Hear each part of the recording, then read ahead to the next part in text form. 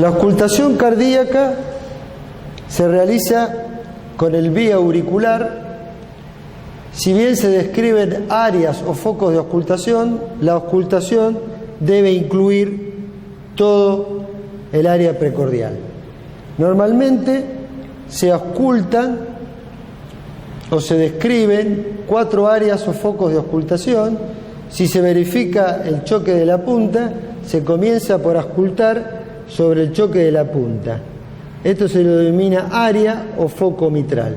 A continuación se sigue con el foco o área pulmonar en el segundo espacio paraesternal izquierdo, luego el foco o área aórtica, después que se encuentra en el segundo espacio paraesternal derecho, después el foco o área tricuspidia, que se encuentra en el cuarto espacio paraesternal izquierdo, y sobre el tercer espacio intercostal paraesternal izquierdo se encuentra lo que se llama foco aórtico accesorio. Pero vuelvo a repetir, se debe auscultar todo el tórax.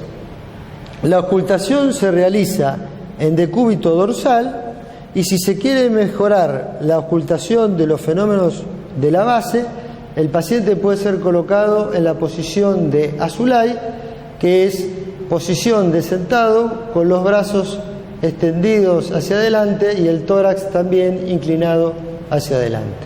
Si se desea mejorar la auscultación de los fenómenos de la punta, el paciente puede ser colocado en decúbito lateral izquierdo o posición de payón. La auscultación se realiza con la membrana del estetoscopio y comienza por identificar los 2 ruidos cardíacos normales. El primer ruido es sincrónico con la onda del pulso, en este caso con el pulso carotidio, y corresponde al cierre de las válvulas auriculoventriculares, aunque su génesis es bastante más compleja que eso. A continuación del primer ruido, que se ausculta mejor en la punta y que tiene un doble componente mitral y tricuspidio, viene la sístole cardíaca. Se produce la apertura de las valvas sigmoideas, y cuando se cierran las sigmoideas aórtica y pulmonar se genera el segundo ruido, que también tiene 2 componentes: el componente pulmonar y el componente aórtico. El componente aórtico siempre precede al componente pulmonar, y en estos casos siempre habrá que analizar si los componentes se separan o se juntan, lo que se conoce como desdoblamiento o reforzamiento. También habrá que verificar si está aumentada o disminuida su intensidad, igual que el primer ruido sobre la punta, si se separan o se juntan los componentes desdoblamiento o reforzamiento, y si está aumentada o disminuida su intensidad, situaciones que caracterizan a distintas alteraciones a nivel cardíaco. A continuación, se tratará de identificar la presencia de ruidos agregados. Los 2 ruidos agregados más significativos son el tercer y el cuarto ruido. El tercer ruido es un ruido protodiastólico, o sea que viene a continuación del segundo ruido y puede ser confundido con él, y es un ruido que representa el aumento de la compliance o de la distensibilidad del ventrículo izquierdo, que puede ser auscultado en el individuo joven, pero en el individuo adulto es un signo de insuficiencia cardíaca ventricular izquierda. Cuando el paciente tiene taquicardia, o sea un ritmo superior a 100 latidos por minuto, la presencia de este tercer ruido auscultado en situación de taquicardia configura un fenómeno auscultatorio muy particular que se conoce como ritmo de galope, porque remeda el galope de un caballo.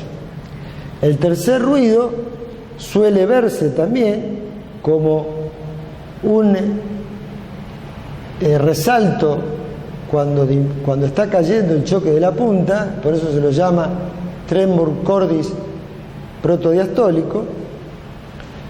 Y el otro ruido que debe ser identificado como ruido agregado, por supuesto es un ruido anómalo como el tercer ruido, es el cuarto ruido.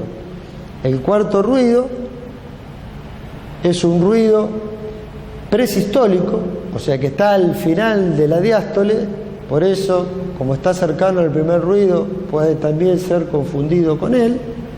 Es un ruido que representa o identifica a la hipertrofia del ventrículo izquierdo generado por una disminución de la compliance o un aumento de la rigidez del ventrículo, de tal manera que transforma en audible la patada auricular. Este ruido, al igual que el anterior, se ocultan mejor con la campana del estetoscopio en vez de la membrana del estetoscopio, porque son ruidos de baja frecuencia. Este ruido, cuarto ruido, igual que el anterior, también puede ser visible sobre el choque de la punta como un resalto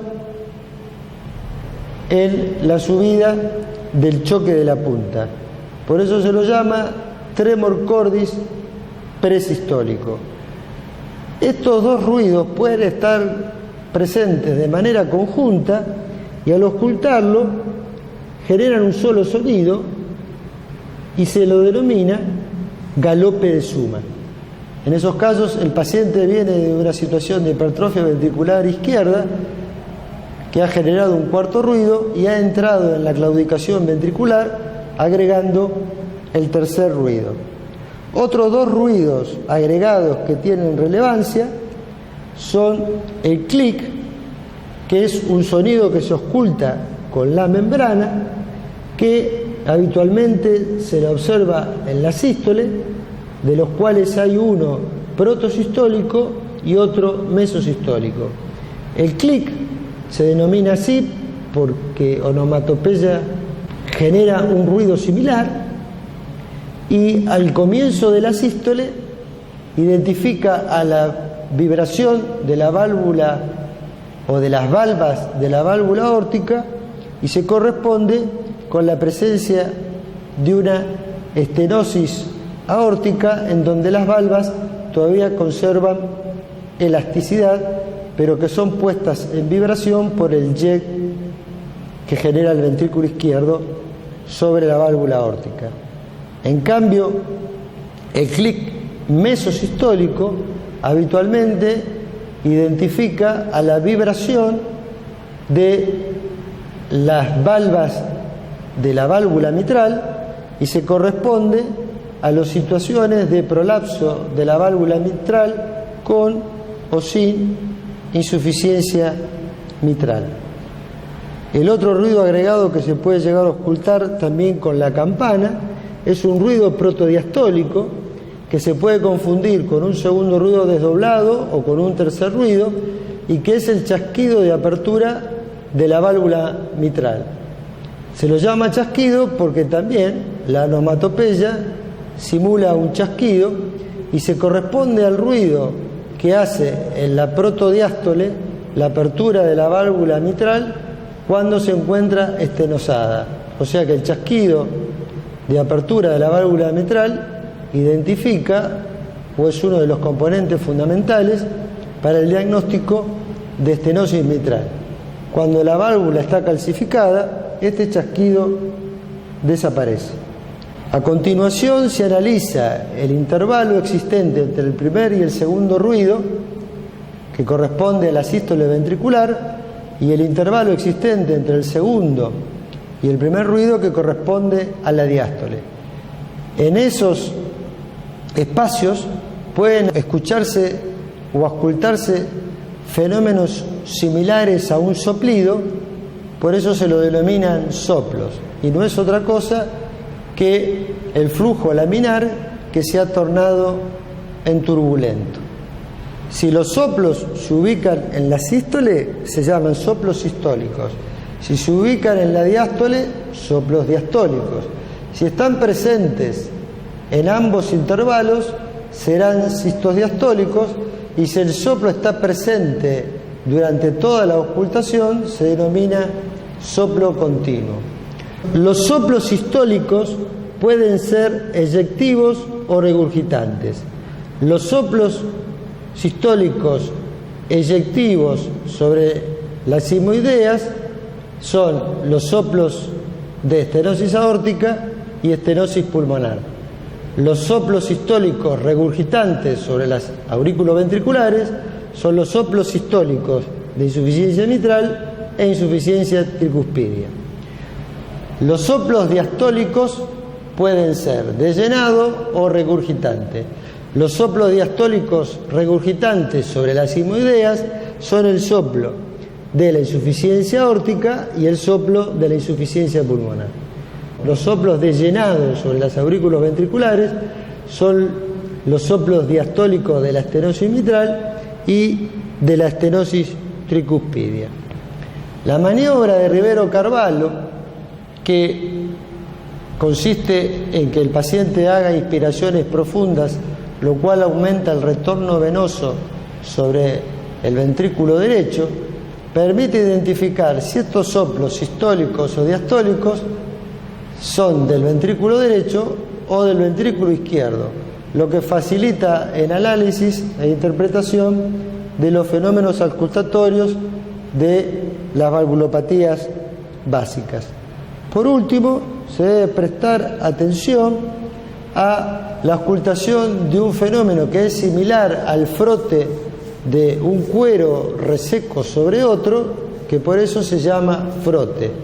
Este frote sobre el área precordial identifica a el frote de la pericarditis aguda, el frote pericárdico. El frote pericárdico tiene un componente sistólico y un componente diastólico. Suele ser un fenómeno transitorio porque en cuanto el pericardio acumula una pequeña cantidad de líquido, separa la hoja visceral de la parietal y el frote desaparece. Por eso es necesario auscultar al paciente en distintos intervalos de tiempo, porque el frote puede aparecer o puede desaparecer y no poder consignar su presencia.